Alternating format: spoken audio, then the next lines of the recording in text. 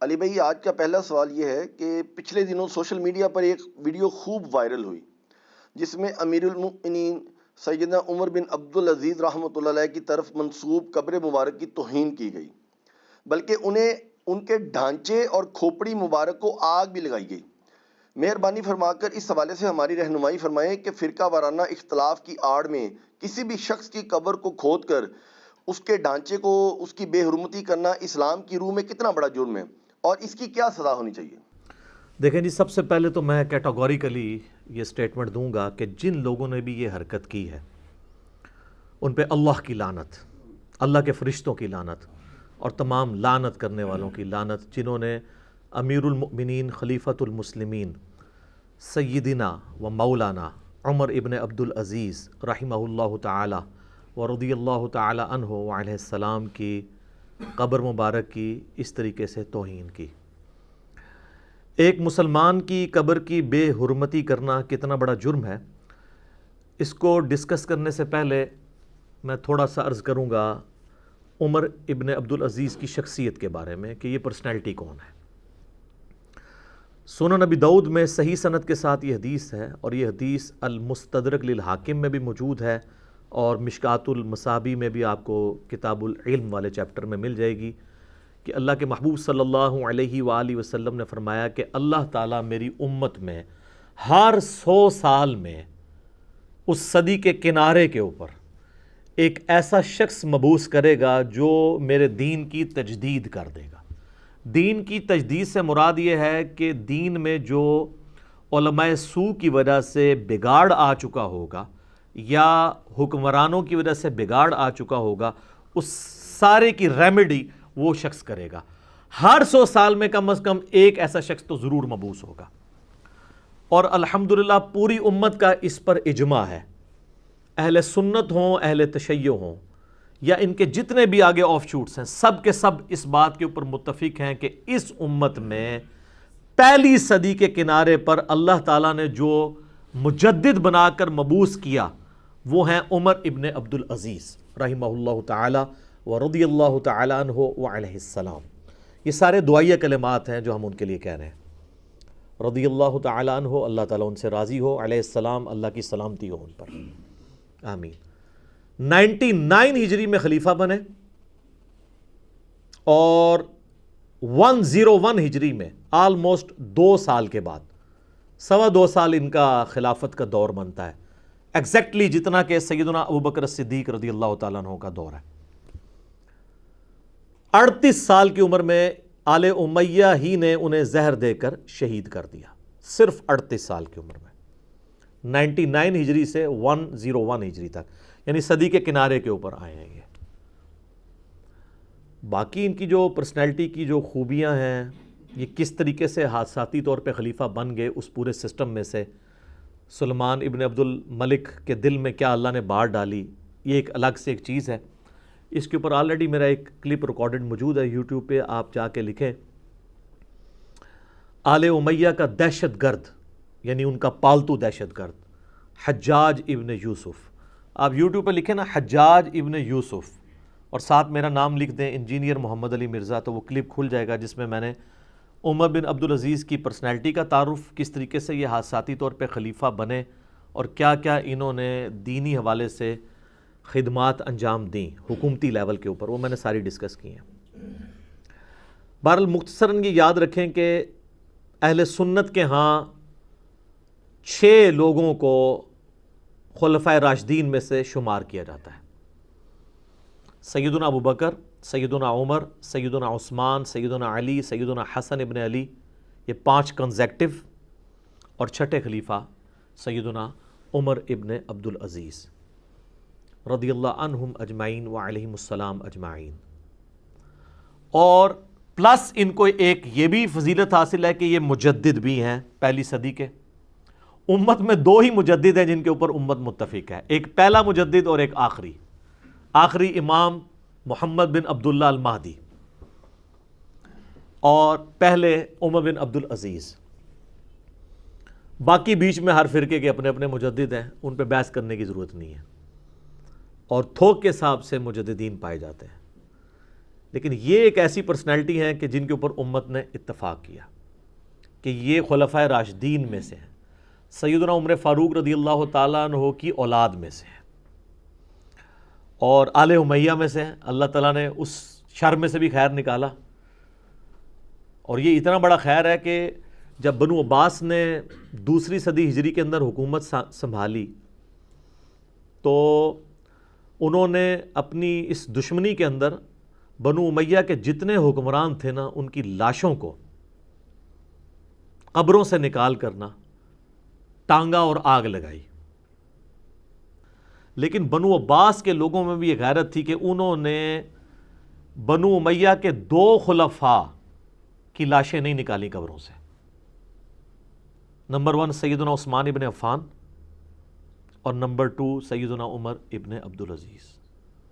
تو بیچ میں جتنے بھی ہیں نا نام لیے بغیر، ساروں کی انہوں نے لاشیں ٹانگی، صرف ایک بندے کی لاش سلامت نکلی تھی، باقی کسی کی لاش بھی سلامت نہیں نکلی، ساروں کے ڈھانچے ہی نکلے تھے۔ آپ کہتے رہے محمد کے غلاموں کا کفن ویلا نہیں ہوتا، یہ آپ کہانی لوگوں کو بے شک کرواتے رہے۔ انبیاء والا پروٹوکول غیر انبیاء کے لیے ماننا یہ مشکل کام ہے۔ ہاں کسی کو مل جائے ولادہ بات ہے، وہ میں بتا بھی دوں گا، بعض لوگوں کو اللہ نے دیا بھی ہے غیر نبی ہونے کے باوجود۔ تو انہوں نے بھی اتنی رسپیکٹ کی عمر بن عبدالعزیز رحمہ اللہ تعالیٰ کی کہ ان کی قبر سے ان کی لاش کو نہیں نکالا۔ تو میرے بھائی بنو عباس نے اس وقت یہ کام نہیں کیا، اور بنو عباس شیعان علی کی وجہ سے حکومت میں آئے تھے، ان کی سپورٹ کی وجہ سے۔ اس وقت شیعہ نے ان کی قبر نکال کے یہ کام نہیں کیا ان کے ساتھ۔ پھر بعد میں فاطمی دور کے اندر تو شیعہ کی حکومت رہی ہے، ان کے پاس بڑا آسان موقع تھا، شام سے وہ نکال کے تو لاش ٹانگ دیتے، اس وقت بھی انہوں نے یہ کام کیا۔ آج یہ پراپوگنڈا کرنا کہ شیعہ یہ کر رہے ہیں، اگر وہ کر بھی رہے ہوں تو انڈیویجول کسی کا ایکٹ ہو سکتا ہے۔ ایران والوں نے اسے کنڈیم کیا، پاکستان میں جتنے بڑے بڑے علماء ہیں نا، انہوں نے باقاعدہ ویڈیو کلپ بنائے ہیں کہ ہم اس ایکٹیویٹی کی مذمت کرتے ہیں، اور وہ کہتے ہیں وہ تو ہمارے ہیرو ہیں، ہم تو ان کو رحمہ اللہ تعالیٰ کہتے ہیں، جب ہمارا زخم تازہ تھا اس وقت ہم نے ان کی قبر نہیں توڑی، اس وجہ سے کہ ہم ان کو رسپیکٹ دیتے ہیں۔ کیوں رسپیکٹ دیتے ہیں؟ وہ کہتے ہیں انہوں نے تجدیدی کام کیا ہے۔ نمبر 1 آل امیہ نے جو دینی بگاڑ پیدا کیا تھا وہ ختم کیا۔ نمبر 2 مولا علی رضی اللہ تعالیٰ عنہ علیہ السلام پر جو ممبروں سے سب و شتم کا سلسلہ 60 سال سے صلح حسن 41 ہجری سے 99 ہجری تک مسلسل جاری تھا، وہ انہوں نے ختم کروایا، اور سورۃ النحل کی آیت نمبر 90 خطبے میں داخل کی۔ ورنہ خطبے میں تو کہا جاتا تھا کہ علی پر لعنت، علی سے محبت کرنے والوں پر لعنت، نعوذ باللہ من ذالک۔ تو انہوں نے اس کی جگہ یہ آیت داخل کی، ان اللہ یأمر بالعدل والاحسان، یہ والی آیت سورۃ النحل آیت نمبر 90۔ اور نمبر 3 انہوں نے جاگیر فدق جو تھی وہ حکومتی تحویل سے آل فاطمہ کو دے دی، حالانکہ اس کے وہ پابند نہیں تھے، وہ نہ بھی دیتے، اس کی جو انکم تھی وہ آلریڈی بنو ہاشم کو جا رہی تھی، لیکن انہوں نے کہا نہیں، میں اس کی مینجمنٹ بھی ان کے حوالے کر دیتا ہوں، اگر اس کی وجہ سے اختلاف پیدا ہوا تو میں یہ بھی ختم کروں۔ تو شیعہ تو اس لیے ان کو بہت رسپیکٹ دیتے ہیں۔ باقی اگر انڈیویجولی کوئی یہ کرتا ہے تو اس کا اپنا ایکٹ ہے۔ اور مجھے بتائیں چند سال پہلے جب سیدنا حجر ابن عدی رضی اللہ تعالیٰ عنہ صحابی رسول، جن کو حضرت معاویہ رضی اللہ تعالیٰ عنہ نے شہید کروایا تھا ظلماً، اس کے اوپر میرا یوٹیوب پہ کلپ ہے، آلموسٹ 1 ملین کے قریب اس کی ویورشپ ہونے والی ہے، سیدہ عائشہ کا قاتل کون؟ تو وہ آپ کلپ دیکھ لیں، اس میں نے احادیث کے حوالے دیے ہیں، مسند احمد سے، المستدرک للحاکم سے، صحیح مسلم سے۔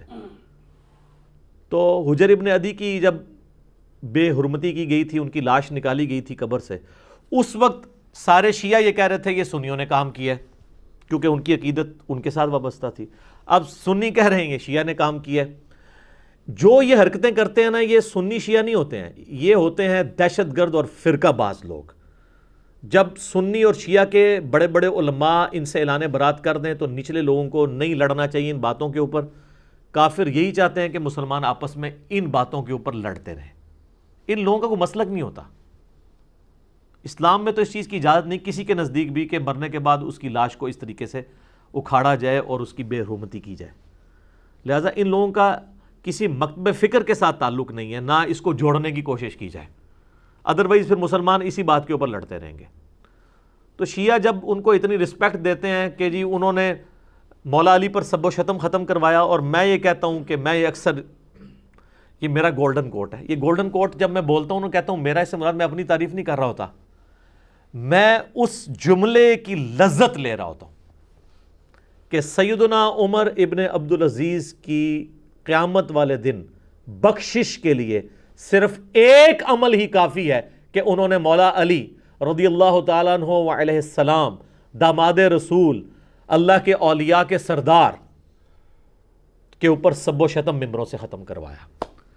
عمر بن عبدالعزیز اپنے نامہ اعمال میں یہی ایک نیکی لے جائے نا کہ میں نے تیرے محبوب ترین بندے پر جو 60 سال سے سب و شتم ممبروں پر ہو رہا تھا میں نے ختم کروایا، تو اس کے بعد ان کے کسی نیک عمل کی ضرورت ہی نہیں۔ یہ میرا حسن ظن ہے عمر بن عبدالعزیز کے بارے میں۔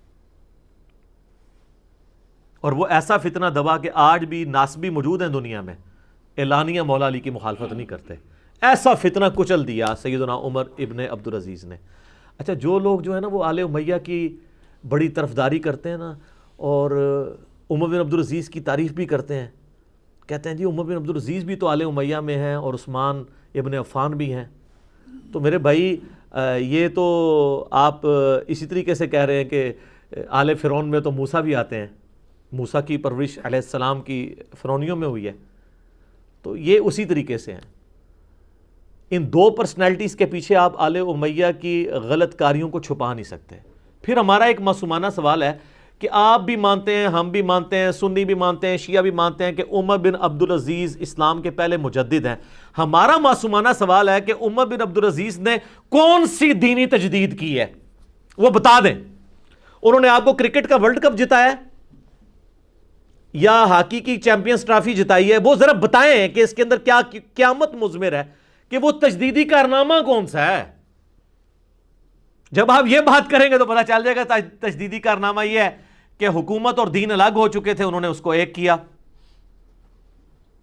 خلفاء نے جو ہے وہ بیت المال کو اپنی ذاتی جاگیر بنا لیا تھا، اور کاٹ کھانے والی ملوکیت کا حال یہ تھا کہ اپنے دشمنوں کو قتل کروا دیا جاتا تھا، مولا علی کے اوپر سب و شتم کروایا جاتا تھا ممبروں سے۔ اور یہ تو تاریخ الخلفاء میں عمر بن عبدالعزیز کے چیپٹر میں جلال الدین سیوطی المتوفیٰ 911 ہجری نے خود نقل کیا ہے کہ عمر بن عبدالعزیز نے یہ سب و شتم ختم کروا کے سورۃ النحل کی آیت نمبر 90 خطبے کے اندر داخل کی ہے۔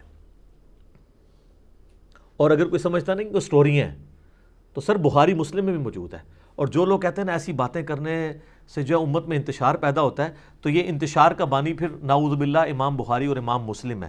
اور امام بخاری، امام مسلم نے ان احادیث کو کہیں چھپا کے کونے میں نہیں لکھا۔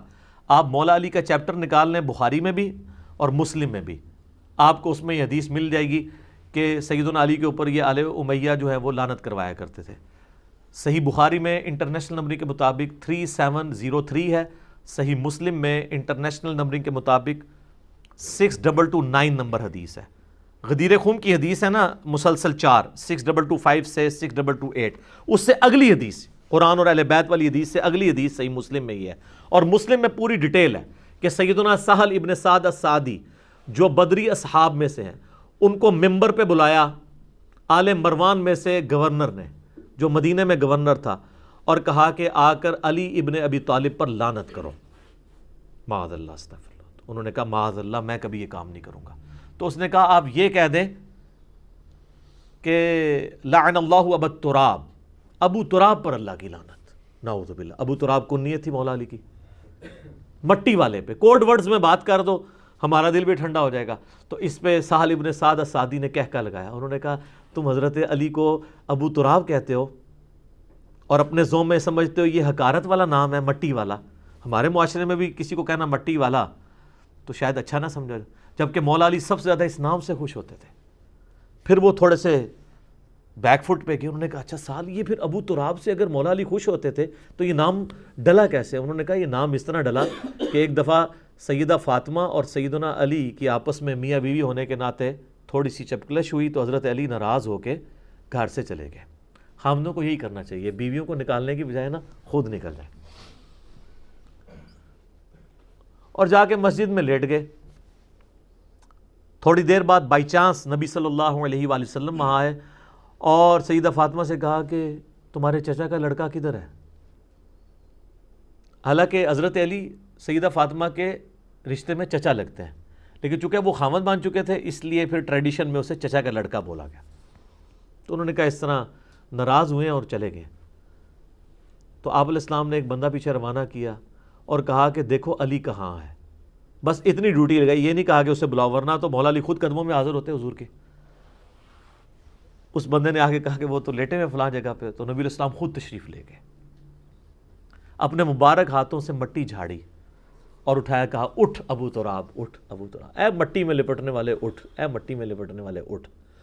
حضرت علی کو حضور علیہ السلام کی اس بات سے اتنی خوشی ہوئی کہ ان کی کنیت ابو الحسن تھی، انہوں نے اپنی کنیت چینج کر کے ابو تراب کر لی کہ حضور کی یاد آتی رہے. تو یہ سب و شتم والی تو کئی ایک احادیث ہیں، میرا آپ یوٹیوب پہ کلپ دیکھ سکتے ہیں، کیا صحابہ کو گالی دینے والا کافر ہے، اس میں نے کئی ایک ٹروتھ ریویل کیے ہیں. اور میں نے بتایا کہ صحابہ اکرام پر سب و شتم کا سلسلہ کب شروع ہوا. آج اس ڈیٹیل میں جانے کی مجھے ضرورت نہیں ہے، البتہ میں نے ایک ریسرچ پیپر اس پہ لکھ دیا ہے، میں ضرور اس کا تعارف کرواؤں گا. یہ میرا ریسرچ پیپر ہے 5B، واقعہ کربلا کا حقیقی پس منظر 72 صحیح الاسناد احادیث کی روشنی میں، جس میں میں نے 200 احادیث اکثر بخاری اور مسلم سے جمع کیے ہیں، اور ادر دین بخاری اور مسلم کے اوپر دور حاضر کے بڑے بڑے محدثین کی تحکیم لگائی ہے، شیخ البانی کی، شیخ زبیر لیزئی کی، شیخ شعیب ارناؤت کی رحمہم اللہ اجمعین، اور باقی بڑے محدثین کی. اور یہ پمفلٹ الحمدللہ عربی میں بھی ہے، سب سے پہلے عربی میں لکھا، پھر اردو ترجمہ اس کا ہوا، اس کے بعد ہندی ترجمہ اور انگلش ترجمہ، چاروں زبانوں میں. ہماری ویب سائٹ ahlsunnatpak.com پہ جائیں، ریسرچ پیپرز والے پورشن میں جا کے 5B ڈاؤن لوڈ کریں، فری ڈاؤن لوڈ کریں، پروفیشنل PDF. اور اگر اس کی آپ ہارڈ کاپی منگوانا چاہتے ہیں تو یہ ریسرچ پیپر اور 8 ریسرچ پیپرز اور ہیں، ٹوٹل 9 اور 3 اذکار کارڈ، یہ 12 کا پیکج صرف 300 روپے میں. TCS کا خرچہ ہی 300 بن جاتا ہے. آپ کے گھر TCS میں ہم بھجوائیں گے. صبح 9 سے لے کے شام 5 بجے تک روزانہ ہمارا فون کھلا ہوتا ہے. +923215900162. پاکستان میں کریں گے تو 032159000162. واٹس ایپ کال نہیں آپ نے کرنی ہے، اگرچہ واٹس ایپ ہے اس کے اوپر لیکن وہ انٹرٹین نہیں ہوتا، کال ہی آپ کو کرنی ہوگی. اور آپ کے گھر یہ ڈاک آ جائے گی، آپ اس کو پڑھیں. ویسے تو PDF کا دور ہے، آپ ڈاؤن لوڈ کر کے پڑھیں تو انشاءاللہ تعالیٰ آپ کو سارے حقائق پتہ چل جائیں گے. اب وہ آج اس ڈیٹیل میں جا نہیں سکتا ورنہ بہت زیادہ ٹائم لگ جائے گا. چونکہ میں آج عمر بن عبدالعزیز کو ڈسکس کر رہا ہوں، تو یہ شخصیت وہ ہیں جن کے بارے میں سنن نسائی میں ایک بڑی زبردست حدیث ہے. حضرت انس ابن مالک جنہوں نے 10 سال نبی علیہ السلام کو وضو کروایا اور آپ کی وفات کے بعد 82 سال تک زندہ رہے اور 93 ہجری میں فوت ہوئے. جب مدینے کے گورنر بنائے گئے نا عمر بن عبدالعزیز، تو یہ خود مسجد نبوی میں نماز پڑھایا کرتے تھے، تو انس ابن مالک ان کے پیچھے نماز پڑھا کرتے تھے. سنن نسائی کے الفاظ ہیں، وہ کہتے ہیں کہ واللہ میں نے کئی سالوں کے بعد کسی ایسے شخص کے پیچھے نماز پڑھی ہے جو ہمیں ویسی نماز پڑھاتا ہے جیسا کہ نبی صلی اللہ علیہ وآلہ وسلم پڑھا کرتے تھے. یہ انس ابن مالک کہہ رہے ہیں کہ عمر بن عبدالعزیز وہ نماز ہمیں پڑھا رہا ہے، اور کتنے عرصے کے بعد. اس کا مطلب ہے نمازوں کا بھی بگاڑ آ گیا ہوا تھا. ابو داؤد اور ترمذی کے اندر حدیث موجود ہے کہ میرے بعد خلافت علی منہاج النبوہ 30 سال تک رہے گی. یہ حضور کے آزاد کردہ غلام سفینہ روایت کر رہے ہیں. پھر وہ اپنے شاگرد سعید تابعی سے کہتے ہیں بیٹا گن، ابو بکر کے 2 سال، عمر کے 10 سال، عثمان کے 12 سال اور علی کے 6 سال. اور وہ 6 سال بھی 5.5 سال ہیں، 5-6 مہینے بیچ میں سیدنا حسن ابن علی کی خلافت ہے. تو وہ سعید تابعی کہتا ہے کہ یہ آل امیہ کے لوگ تو کہتے ہیں کہ علی علیہ السلام خلیفہ ہی نہیں ہے. امام داؤد نے یہ حدیث جو ہے نا 4646 نمبر ہے، اس میں لکھا ہے علی علیہ السلام. تو سیدنا سفینہ کو غصہ آیا، انہوں نے کہا یہ ان کی پیٹھ سے جھوٹ نکلا ہے جہاں سے ہوا خارج کرتے ہیں. حق تو یہ ہے کہ بنو امیہ کی خلافت خود شریف ترین بادشاہت ہے. اور یہی حدیث جب مسند جو ابی داؤد الطیالسی کے اندر آتی ہے نا، تو اس میں آگے الفاظ ہیں کہ ان کی حکومت شریف ترین بادشاہت ہے اور ان کا پہلا خلیفہ معاویہ ابن ابی سفیان ہے رضی اللہ عنہما. ہم تو ظاہر احترام کے ساتھ ہی نام لیں گے. اور المصنف ابن ابی شیبہ میں الفاظ ہیں کہ یہ سخت گیر حکمران ہے اور ان کا پہلا حاکم معاویہ ابن ابی سفیان ہے. اور جو وہ مسند ابی داؤد طیالسی تھی نا، اس میں الفاظ ہیں کہ وہ شاگرد پوچھتا ہے کہ اگر خلافت 30 سال ہے تو حضرت معاویہ پھر کیا ہے؟ تو انہوں نے کہا وہ پہلے بادشاہ ہیں. اور مصنف ابن ابی شیبہ میں کلیئر ہو گیا کہ انہوں نے سخت گیر حکمرانوں میں بھی ان کو شامل کیا اور کہا کہ ان میں سے. یہ کہتے ہیں نا جی وہ بعد کے لوگوں کو انہوں نے کہا ان کو نہیں کہا, تو یہ بھی اس کے اندر کلیئر ہو گیا. یہ میں نے ساری حدیثیں اس ریسرچ پیپر کے اندر ڈالی ہوئی ہیں. بہرحال اس سے یہ پتہ چل گیا کہ خلافت علی منہاج النبوہ. پھر اسی کو سپورٹیو ایک حدیث ہے جو مسند امام احمد میں ہے اور مشکات المصابیح کے اندر بھی موجود ہے کہ نبی علیہ السلام نے فرمایا کہ تمہارے اندر نبوت رہے گی جب تک اللہ چاہے گا, یعنی میرا وجود, آپ علیہ السلام نے فرمایا. اس کے بعد اللہ تعالیٰ نبوت کو اٹھا لے گا, یعنی میری وفات ہو جائے گی. پھر میری وفات کے بعد خلافت علی منہاج النبوہ قائم ہوگی, اور وہ بھی اس وقت تک رہے گی جب تک اللہ چاہے گا, یعنی 30 سال جو ابو داؤد ترمذی کی ہم حدیث سن چکے. اس کے بعد ملکن عاضن, اور ڈاکٹر سرار صاحب یوں کیا کرتے تھے, کاٹ کھانے والی ملوکیت, یعنی اپنے مخالفین کو کاٹنے والی, اس کا دور شروع ہو جائے گا. اس کے بعد جابر حکمرانوں کا دور شروع ہو جائے گا, اور اس کے بعد پھر سے خلافت علی منہاج النبوہ کا دور آئے گا. اس کی تشریح 2 اعتبار سے کی گئی ہے. ایک تو وہ ہے جو میں نے کی ہے, جو ڈاکٹر سرار صاحب بھی کرتے تھے, کہ خلافت علی منہاج النبوہ کے بعد کاٹ کھانے والی ملوکیت بنو امیہ اور بنو عباس کی کئی سو سال تک. اس کے بعد جابر حکمران جو ہیں یہ کلونیل پاورز ہیں جو مسلمانوں کے اوپر مسلط ہوئے اور اب ان کا زور ٹوٹا ہے, اور آخر میں امام محمد مہدی کی خلافت علی منہاج النبوہ آئے گی. لیکن تابعین اس کا دوسرا فارم بھی لیا کرتے تھے, کیونکہ مسند احمد میں اسی حدیث میں الفاظ ہیں. وہ شخص کہتا ہے جب عمر بن عبدالعزیز خلیفہ بنے نا تو میں نے ان کو خط میں نے یہ حدیث لکھ کے بھیجی کہ نبوت کے بعد خلافت علی منہاج النبوہ, پھر کاٹ کھانے والی ملوکیت, اس کے بعد جابر حکمران, اور پھر خلافت علی منہاج النبوہ. اور انہوں نے کہا کہ میں نے لکھا عمر بن عبدالعزیز کو کہ حضرت یہ جو آپ حکمران بنے ہیں نا, مجھے لگتا ہے کہ حضور کی پیش گوئی پوری ہو گئی ہے کہ یہ کاٹ کھانے والی ملوکیت اور جابر حکمرانوں, یعنی صلح حسن سے لے کے حضرت عمر بن عبدالعزیز تک جتنے بھی حکمران تھے, چاہے وہ حضرت معاویہ ابن ابی سفیان ہو رضی اللہ تعالیٰ عنہما, یا یزید ابن معاویہ ہو, یا اس کے بعد پھر مروان بن حکم بنا, پھر عبد الملک بن مروان بنا, اس کے بعد ولید بن عبد الملک بنا, اس کے بعد سلمان بن عبد الملک, اور پھر عمر بن عبدالعزیز بنے. تو مجھے لگتا ہے کہ یہ خلافت علی منہاج النبوہ آپ کی شکل میں واپس آ گئی ہے.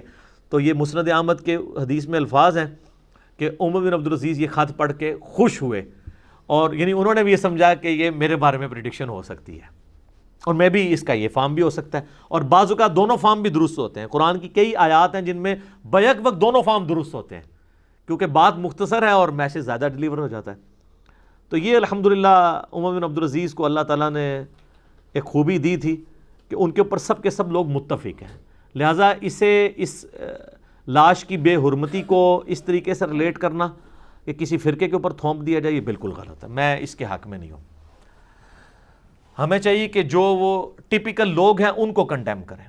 اگلے دنوں ایک عرب ٹی وی کے اوپر میں ایک بندے کی بات سن رہا تھا, اس نے اپنے چہرے کے اوپر نقاب کیا ہوا تھا, یا وہ بلر کی ہوئی تھی ویڈیو. وہ کہہ رہا تھا میں سنی ہوں اور میں نے شام کے اندر خود کئی ایک مسجدیں شہید کی ہیں بم مار کے, جن کے نام ابو بکر, عمر, عثمان و علی کے اوپر تھے. علی کو تو اس نے ذکر نہیں کیا, ابو بکر, عمر, عثمان پہ تھے, تاکہ ہم شام میں رہنے والے سنیوں کو شیعہ کے خلاف جنگ کے اوپر آمادہ کر سکیں. کہتا میں ہے سنی ہوں, توڑی ہم نے تھی مسجدیں. یعنی وہ جیسا کہ بخاری مسلم میں حدیث ہے نا کہ جنگ دھوکے کا نام ہے, اس کی غلط انٹرپریٹیشن اس نے کر دی کہ اب ابو بکر, عمر, عثمان کے نام کے اوپر جب مسجدیں ٹوٹیں گی تو اس سے غصہ کسے آئے گا؟ اہل سنت کو. تو وہ پھر شیعہ کے خلاف لڑنے کے لیے ہمارے ساتھ شامل ہو جائیں گے. یہ سب کی سب پولیٹیکل گیمز ہو رہی ہوتی ہے. جب ان کے علماء کنڈیم کر دیں پھر اس طرح کے معاملات کو کسی ایک مکتب فکر کے اوپر تھوپنا یہ غلط ہے, اور نہ یہ کسی کے نزدیک جائز ہے. میں آپ کو کہتا ہوں آپ ایون شیعہ علماء سے یہ فتویٰ لینا کہ کیا یزید کی قبر اکھاڑنی چاہیے, وہ کہیں گے نہیں, وہ اپنے جام کو پہنچ چکا ہے. نہیں, اس طریقے سے کوئی بھی قائل نہیں کسی چیز کا. خام خواہ کسی کے ساتھ منسوب کرنا یہ غلط ہے. حجر ابن عدی کی قبر نکالی گئی, ان کا جسم مبارک کی توہین کی گئی, تو شیعہ نے کہنا شروع کر دیا سنیوں نے, بھئی یہ ایسے لوگ سنی ہونے کے قابل ہی نہیں ہیں. وہ انڈیویجول کسی کا ایکٹ ہو سکتا ہے, آپ پورے کے پورے مکتب فکر کو اس کے اندر گھسیٹیں، یہ بہت سخت زیادتی ہے، اور یہی کافر چاہتے ہیں کہ آپ انہی سازشوں کا شکار رہیں اور ایک دوسرے کے خلاف جو ہے وہ لڑتے بھڑتے رہیں، ایک دوسرے کو قتل کرتے رہیں۔ یہ بالکل غلط ایٹیچیوڈ ہے۔ اب آ جائیں کہ قبر مسلم کی جو حرمت ہے، تو میرے بھائی صحیح مسلم میں حدیث ہے، اللہ کے محبوب صلی اللہ علیہ وآلہ وسلم نے فرمایا کسی شخص کا قبر پہ بیٹھنا، اور اس میں الفاظ مسلمان یا غیر مسلم کے قبر کے نہیں ہیں، لیکن یہ موسٹ پروبیبل مسلم کی قبر کا ذکر ہو رہا ہے۔ قبر پر بیٹھنا یہ اس سے بڑا جرم ہے، اس سے بڑی تکلیف دہ چیز ہے کہ کوئی شخص آگ کے انگاروں پر بیٹھے جو انگارے اس کے کپڑوں اور جلد کو بھی جلا دیں۔ یعنی کسی کو آگ پہ بٹھایا جائے، اس کے کپڑے بھی جل جائیں، اس کی جلد بھی جل جائے، تو اس کا عذاب کم ہے، اور قبر پہ بیٹھنے والے کو جو قیامت میں عذاب ہوگا وہ اس سے زیادہ ہو رہا ہوگا۔ پھر صحیح مسلم میں حدیث ہے، نبی علیہ السلام نے فرمایا قبروں پہ مت بیٹھو اور نہ ان کی طرف رخ کر کے نماز پڑھو۔ پھر صحیح مسلم میں ایک حدیث ہے، نبی علیہ السلام نے فرمایا میں تمہیں منع کرتا ہوں 3 کاموں سے، قبروں کو پکا کرنے سے، قبروں پر بیٹھنے سے، ڈائریکٹ بھی بیٹھنا منع ہے اور مجاور بن کے بیٹھنا بھی منع ہے، اور قبروں پر عمارت بنانے سے، اس سے بھی منع کرتا ہوں۔ اب یہ حدیثیں ہم بیان کریں گے تو لوگ کہتے ہیں جی پھر آپ لوگ مزارات کے خلاف بول رہے ہیں، چونکہ آپ مزارات کے خلاف بولتے ہیں اس لیے تو پھر وہ لوگ قبروں کی توہین کرتے ہیں۔ ہم نے قبروں کے خلاف کبھی کوئی بات نہیں کی ہے، مزارات سے اس لیے کر رہے ہیں کہ نبی علیہ السلام نے منع فرمایا۔ پھر وہ فوراً گنبد خضرا کی مثال دیں گے۔ میرے بھائی گنبد خضرا کیا صحابہ تابعین تبع تابعین نے بنوایا؟ گنبد بنانے کی ٹیکنالوجی قبل از مسیح تھی، بڑے بڑے کلیسا بنے ہوئے تھے نبی علیہ السلام کی پیدائش سے بھی پہلے۔ صحابہ اکرام کو رومنز سے آج کے بلینز آف ڈالر جزیہ ملتا تھا، ان کے لیے ایک سونے کا گنبد بنا کے قبر رسول پہ حجرہ عائشہ سلام اللہ علیہا کی چھت کے اوپر رکھنا کوئی مشکل کام تھا؟ جبکہ صحابہ کی زندگیوں میں عبد الملک بن مروان جب خلیفہ بنا، ہزاروں صحابہ زندہ تھے، اس نے ڈوم آف دا راک، یہ قبۃ الصخرہ جو گولڈن ڈوم ہے یروشلم میں، جس چٹان سے نبی علیہ السلام معراج کے لیے تشریف لے گئے تھے، اس کے اوپر وہ جو گنبد رکھا ہوا ہے جسے لوگ اکثر مسجد اقصیٰ سمجھ رہے ہوتے ہیں، مسجد اقصیٰ سامنے ہے، وہ ڈوم آف دا راک جو ہے، قبۃ الصخرہ، چٹان کا قبہ، وہ عبد الملک بن مروان نے رکھا تھا۔ تو اگر وہ رکھ سکتا تھا تو قبر رسول کے اوپر نہیں رکھ سکتا تھا؟ وہ نہیں رکھا۔ یہ تو 650 سال کے بعد ایک فاطمی شیعہ بادشاہ تھا، اس نے منت مانی تھی، لکڑی کا گنبد جو ہے اس نے پکڑ کے تو روضہ شریف کے اوپر رکھ دیا۔ 668 ہجری میں نبی علیہ السلام کی وفات کے 650 سال کے بعد اس کو لوگ دین منائے بیٹھے ہوئے ہیں، اور کہتے ہیں گنبد اتارنا ہے تو نبی علیہ السلام کی قبر مبارک جو ہے وہ ایکسپوز ہو جائے گی تو گستاخی ہو جائے گی۔ نبی علیہ السلام کی قبر مبارک ایکسپوز نہیں ہوگی گنبد اتارنے سے، وہ تو آلریڈی حجرہ عائشہ میں ہے۔ اور جامعہ ترمذی میں حدیث ہے کہ اللہ تعالیٰ نبی کو وہیں پر موت دیتا ہے جہاں پہ جگہ پسند کرتا ہے۔ اسی کے تحت سیدنا ابوبکر کا یہ فتویٰ تھا، ان کا ایکسپرٹ اوپینین تھا کہ نبی علیہ السلام جس چارپائی پہ فوت ہوئے ہیں اس کے نیچے ان کی قبر نکالی جائے، اور وہ حجرہ عائشہ یہ آپ کی جو ہے وہ مزار وہاں پہ بن گیا، اس اعتبار سے کہ آپ کے روضہ شریف بنا، مزار تو نہیں بنا۔ پہلے تو گنبد ہوتا ہی نہیں تھا۔ یہ تو 650 سال، جو بات 650 سال بعد ہوئی ہے اس کو آپ دین کیسے بنا سکتے ہیں؟ اور اس کے خلاف بولنے والے کو آپ گستاخ رسول کیسے کہہ سکتے ہیں؟ گستاخ تو وہ ہیں جنہوں نے یہ گنبد رکھا ہے۔ اور وفاء الوفا کتاب جس میں سمہودی نے یہ پوری ہسٹری لکھی ہے نا گنبد کی، اس نے ساتھ لکھا ہے کہ جس وزیر نے مشورہ دیا تھا نا گنبد رکھنے کا، کچھ عرصے بعد وہ معزول ہو گیا اور لوگ کہتے تھے کہ اسے سزا ملی ہے، اس نے غلط مشورہ دیا ہے کہ قبر رسول پہ گنبد رکھوایا ہے۔ شروع میں تو لوگ اسے برا سمجھتے تھے، اب وہ چونکہ اس وقت یعنی یہ جنرلی سپیکنگ ہماری بھی عقیدت وابستہ ہے، اس اعتبار سے جب ہم گنبد کو دیکھتے ہیں تو نبی علیہ السلام کی طرف دھیان جاتا ہے۔ میں بھی اس حق میں نہیں ہوں کہ گنبد ابھی اتارا جائے، مسلمانوں میں فتنہ ہے۔ بخاری و مسلم میں حدیث ہے، اے عائشہ تیری قوم نئی جاہلیت سے نہ پھری ہوتی نا تو میں خانہ کعبے کو توڑ کے حتیم کو کعبے کے اندر داخل کرتا اور خانہ کعبے کے دروازے کو نیچے کر دیتا تاکہ سب لوگ شامل ہو سکیں، لیکن وہ آج تک یہ دونوں کام نہیں ہو سکے۔ بیچ میں عبداللہ ابن زبیر نے صحیح مسلم میں آتا ایک دفعہ کوشش کی، پھر وہ حجاج نے دوبارہ سے اس کو ریورس کر دیا۔ اس کی برکت یہ بھی اس شر میں سے خیر یہ نکلا ہے کہ وہ حتیم خانہ کعبے سے باہر ہے اور حتیم کعبے کا حصہ، آپ وہاں جائیں تو گویا کعبے کے اندر جا رہے ہیں، آپ کو دروازے سے اندر آنے کی ضرورت نہیں، باہر اوپن موجود ہے، اس لیے طواف کعبہ اس کے باہر ہوتا ہے۔ تو میں بھی اس حق میں نہیں ہوں، لیکن ایک چیز میں ضرور کروں گا کہ ان کو کچھ سالوں کے بعد گنبد کا رنگ چینج کر دینا چاہیے۔ گرین ہے نا، وائٹ کر دیں، 10 سال وائٹ رہے، جب وائٹ کے ساتھ عقیدت وابستہ ہو نا تو اس کو پھر بلو کر دیں، اس طرح رنگ بدلتے رہیں۔ جس طرح الیاس قادری صاحب نے 7 کلرز نکالے نا اماموں کے، پہلے تو گرین پہ تھے نا، 7 کلر وہ بھی مان گئے نا، کم از کم الیاس قادری صاحب والے 7 کلر تھے، ایک سال بعد چینج ہونے چاہیے تھے جو وہ بتا رہے ہیں۔ اس سے یہ ہوگا کہ لوگ پھر اس کو کیجول لیں گے، اصل میں روزہ شریف کی اہمیت ہے، قبر مبارک کی اہمیت ہے، ٹھیک ہے، تو اس کی طرف لوگ مائل ہوں گے بجائے یہ کہ اس قسم کی عقائد وابستہ کر لیں۔ تو اسلام میں ان چیزوں کی اجازت نہیں ہے، تو مزارات کی تو اجازت نہیں ہے، البتہ قبروں کی تو اہمیت ہے۔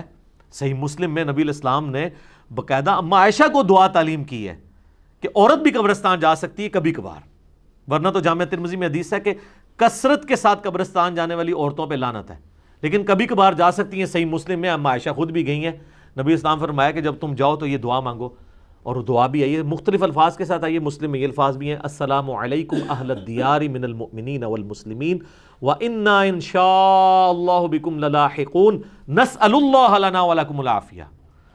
اے مومنین اور مسلمین جو یہاں پہ دفن ہو، تم پر ہماری طرف سے سلامتی پہنچے۔ السلام علیکم اہل الدیار من المؤمنین والمسلمین وَإِنَّا إِن شَاءَ اللَّهُ بِكُمْ لَلَاحِقُونَ، اور ہم بھی مرنے کے بعد انشاءاللہ تمہارے پاس ہی آنے والے ہیں، اور ہم اللہ کے حضور اپنے لیے اور تمہارے لیے عافیت کا سوال کرتے ہیں۔ سنن ابن ماجہ میں حدیث ہے کہ کسی شخص نے اللہ تعالیٰ سے عافیت سے بڑھ کے کوئی دعا نہیں مانگی، اسی لیے ہمارے صبح شام کے اذکار میں دعا بھی ہے نا، سنن نبی داؤد کی، اللہم انی اسألک العافیۃ فی الدنیا والآخرہ، پوری دعا۔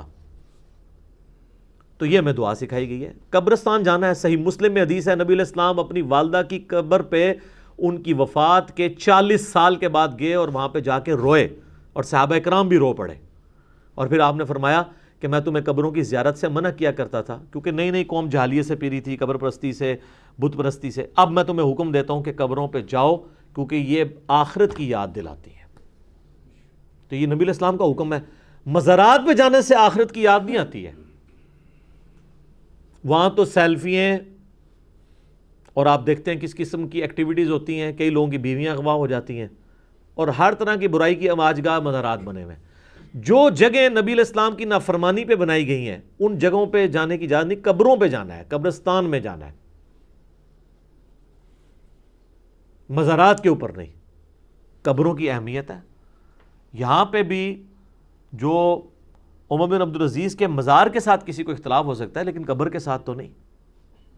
صحیح بخاری میں حدیث ہے نبی علیہ السلام کی قبر اور ابو بکر عمر کی قبریں جو ہیں وہ ایک بالش اونٹ کی کوہان جتنی اونچی، اتنی اونچی آپ قبر بھی رکھ سکتے ہیں۔ ابو داؤد میں حدیث ہے کہ آپ اس کے سرانے پتھر بھی رکھ سکتے ہیں، نیم پلیٹ نہیں، پتھر نشانی کے طور پہ نبی علیہ السلام نے رکھی ہے، وہ بھی رکھ سکتے ہیں تاکہ قبر کا نشان باقی رہے۔ تو قبروں کی اہمیت ہے، مزارات کی نہیں ہے۔ قبریں کھودنا اس طریقے سے اور کسی لاش کی بے حرمتی کرنا یہ بالکل اسلام میں حرام ہے۔ جو آپ نے سوال میں پوچھا کہ اس کی سزا کیا ہے، میرے خیال سزا تو یہ ہے کہ ایسے لوگوں کو گرفتار کر کے، تو جو نبی علیہ السلام کی حدیث ہے صحیح مسلم کی کہ کوئلوں پہ بیٹھے اور اس کی جلد جل جائے، اس سے زیادہ عذاب ہونا ہے تو ایٹ لیسٹ اتنا عذاب تو دنیا میں ان کو دینا چاہیے اجتہاداً، کہ ان لوگوں کو کوئلوں کے اوپر بٹھایا جائے یہاں تک کہ ان کی جلد چلے، موت تک نہ وہ پہنچیں، کیونکہ ذرا موت والی سزا تو پھر وہ ایک حدود اللہ والا معاملہ ہو جائے گا۔ یہ تعزیراً سزا ہے تو تعزیراً سزا میں آپ سزائے موت تک نہیں لے کے جا سکتے کسی کو، یہ سزا ان کو دینی چاہیے گرفتار کر کے۔ ان کی شکلیں بھی سامنے آئی ہوئی ہیں، اگر کسی کی نیت ہوئی گرفتار کرنے کی یا کسی کی پہنچ ہوئی تو وہ ضرور ایسا کریں گے۔ باقی جو ان کی باقیات کو کھوپڑی مبارک نکالی گئی، ڈھانچہ نکالا گیا، بلکہ ان کی جو بیوی ہیں فاطمہ بنت عبد الملک، ان کی لاش کی بھی توہین کی گئی، اور ساتھ ایک اور قبر بھی تھی ان کے کسی غلام کی یا وزیر کی، اس کی بھی بے حرمتی کی گئی، تو ہم اس کو کنڈیم کرتے ہیں.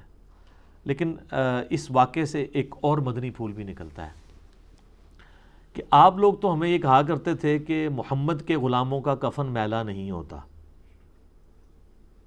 تو سر مجھے کوئی محمد کے غلاموں میں سے عمر بن عبدالعزیز کے پائے کا کوئی ایک غلام دکھائیں.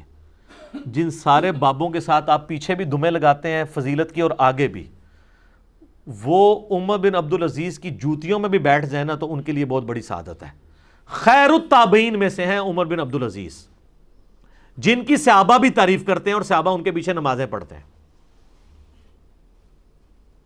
سیدنا اویس کرنی، سیدنا سعید ابن مسیب، سیدنا حسن بصری، سیدنا عمر بن عبدالعزیز، سیدنا ابن شہاب زہری رحمہم اللہ اجمعین، یہ چند بڑے تابعین میں سے ہیں جن کی پوری امت عزت کرتی ہے اور خیر التابعین میں سے. اور عمر بن عبدالعزیز تو ان سب پہ ٹاپ پہ اس اعتبار سے ہیں کہ وہ مجدد بھی ہیں. امت میں کوئی ولی آپ اس کے پائے کا بتا سکتے ہیں صحابہ کے بعد؟ تو ان کی لاش تو سلامت نہیں نکلی ہے، کھوپڑی نکلی، ڈھانچہ نکلا.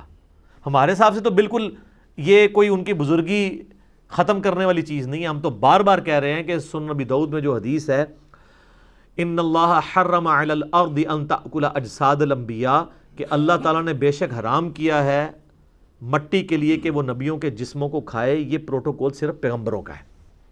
اس کے اوپر میرا ایک ڈیٹیل لیکچر آ چکا ہے، ورنہ 1 گھنٹہ اور لگ جائے گا. سیدنا یوسف علیہ السلام کی لاش مبارک، وہ آپ دیکھیں، اس میں میں نے سارے دلائل سامنے رکھے ہیں کہ حیات النبی کا صحیح عقیدہ کیا ہے صلی اللہ علیہ وآلہ وسلم. انبیاء کے علاوہ اللہ کی مرضی کسی کو پروٹوکول دے کسی کو نہ دے، ورنہ اس سے یہ نہیں کوئی کہہ سکتا کہ بزرگی ختم ہو گئی ہے. حمزہ ابن عبد المطلب جو اللہ اور اس کے رسول کے شیر ہیں، ان کی تو لاش کا مسئلہ کیا ہے کافروں نے. رومن امپائر کی بیٹل فیلڈز میں کئی صحابہ کرام کو تیل کے کڑاہوں میں روسٹ کیا گیا، ان کی لاشیں تو سلامت نہیں رہی ہیں، لیکن ان کی بزرگی تو ختم نہیں ہوگی. ہاں صحیح بخاری میں موجود ہے کہ سیدنا عمر کی وفات کے آلموسٹ 67 ایئرز کے بعد ولید ابن عبد الملک کے دور میں جب حجر عائشہ کی دیوار گر گئی اور مسجد نبی کی توسیع کے دوران تو ایک پاؤں ظاہر ہوا. صحیح بخاری کے الفاظ ہیں، لوگوں نے یعنی پریشان ہو گئے کہ یہ نبی الاسلام کا پاؤں مبارک نکلا ہے.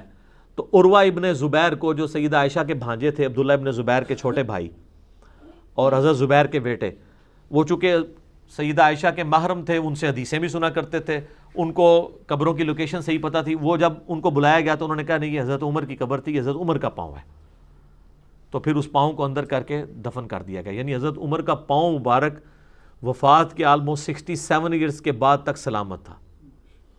اور حیات النبی وہ دنیاوی نہیں تھی، ورنہ اتنی جب دنیا جمع ہوئی تھی تو حضرت عمر خود ہی پاؤں کھینچ کے اندر کر لیتے کہ یار تماشا لگیا ہے میری وجہ نال. نہیں، وہ پاؤں آپ کسی نبی کی بھی قبر اس وقت بھی کھو دینا تو وہ اسی طریقے سے قبر میں سلامت ہوں گے جیسے مرتے وقت ان کو دفنایا گیا تھا. نہ وہ سانس لے رہے ہوں گے، نہ ہاتھ پاؤں لائیں گے، کیونکہ وہ آخرت کی زندگی، دنیا کی زندگی تو ہے نہیں ہے. تو یہ حضرت عمر کو اللہ نے پروٹوکول دیا.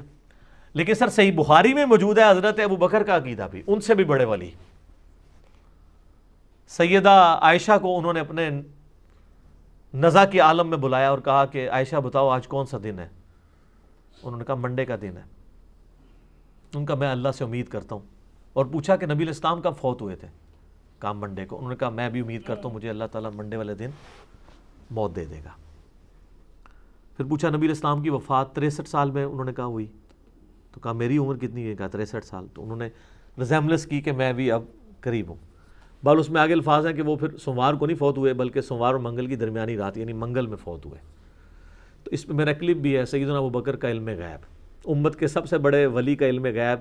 ان کی امید یہ تھی کہ میں سوموار کو فوت ہوں گا، لیکن وہ فوت ہوئے منگل کو.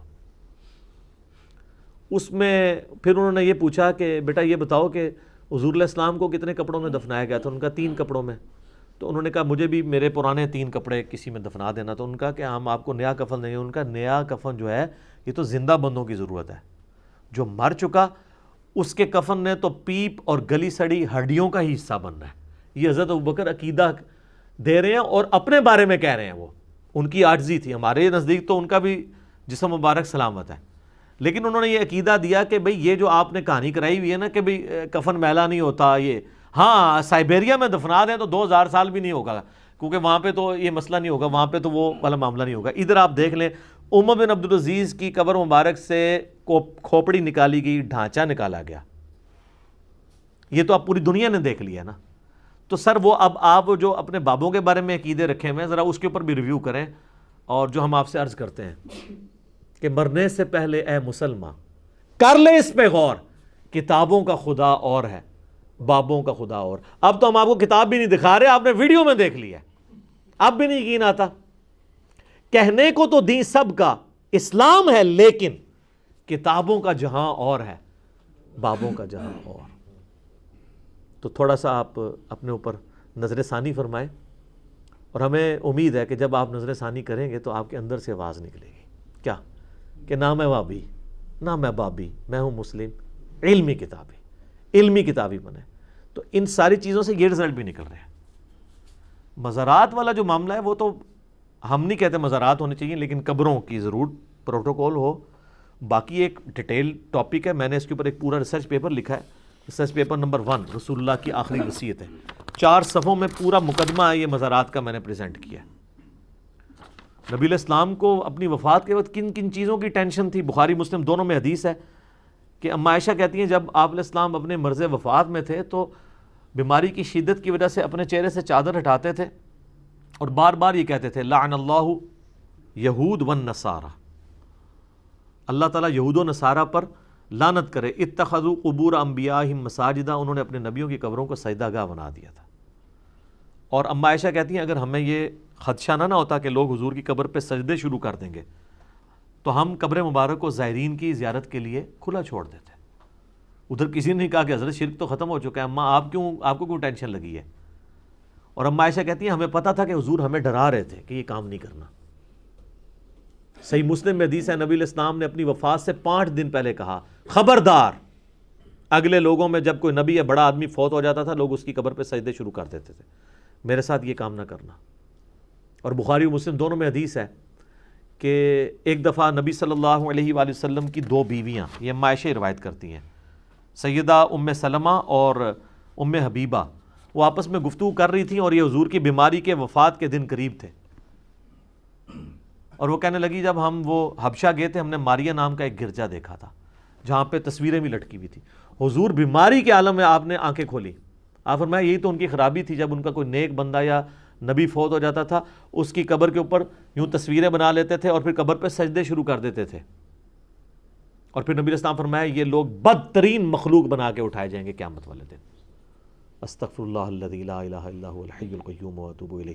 نبی علیہ السلام کی دعا ہے مسند امام احمد میں، اللہم لا تجعل قبری وثنا یعبد، اے اللہ میری قبر کو بت نہ بننے دینا کہ لوگ اسے پوجنا شروع کر دیں۔ حضور نے اپنی قبر کو بت کہہ دیا، پوجا جسے بھی جائے گا اس کا تو قصور نہیں ہوگا، لیکن وہ بت کی کیٹیگری میں تو فال کرے گا۔